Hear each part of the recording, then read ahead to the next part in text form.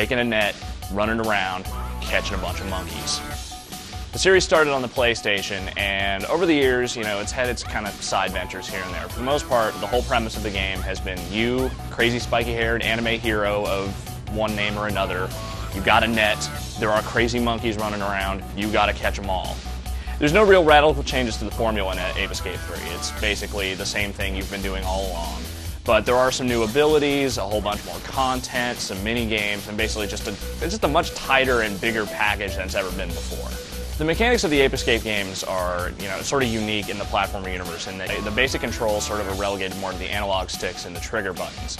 You jump with the R1 and R2 buttons, and then you use the left analog stick to kind of move around, and the right analog stick to use whatever weapon you have in your hand. So if you got like your monkey net, chasing around a monkey, you press it forward, press it to the side, whatever.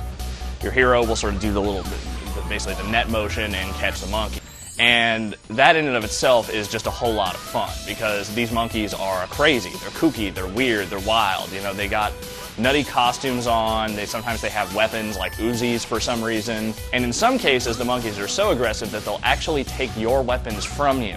Fortunately, there's a lot more abilities you can use in this game, and they're all pretty good for the most part. You still get a bunch of crazy gadgets like the monkey net and the crazy monkey detector radar and the little helicopter thing that lets you traverse, long gaps, and then there's the crazy hula hoop thing that lets you run fast and do more damage. All sorts of weird gadgets like that. There's also these kind of strange forms that you can take on from time to time by building up this meter that sort of goes above your life bar. By pressing down the R1 and the R2 buttons at the same time, you can sort of select one of these different forms that you earn as you go through different stages. There's a bunch of different ones, like there's one where you're a cowboy and you've got guns. You can just sort of shoot by pressing the right analog stick forward, or like shoot a crazy monkey net out of the gun by pressing down the R3 button.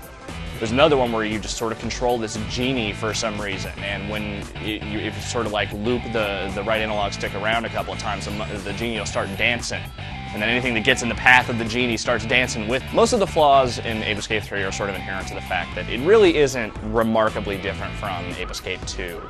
It's just a tighter, more refined version of that game with more abilities, more stuff to unlock, that kind of thing. But for the most part, the game isn't really that much changed. The whole atmosphere of the game is still that sort of really kind of hyperactive anime thing, and that can actually get a little annoying in spots because the voice acting is just super hammy. Apart from the fact that it's not really all that different from the last couple of Ape Escape games, it is easily the best one simply because it has the most to offer. Well, a lot of games sort of get knocked for just kind of providing more of the same as the sequels go on and on. Ape Escape 3 kind of gets around that trapping simply because it's still a whole lot of fun just to kind of do the same sorts of things you've been doing in the previous games in the series. The whole monkey catching aspect never gets old. There's just so much content to unlock and kind of, play through. And, you can just go back and play through a lot of these stages over and over again and still have fun with it.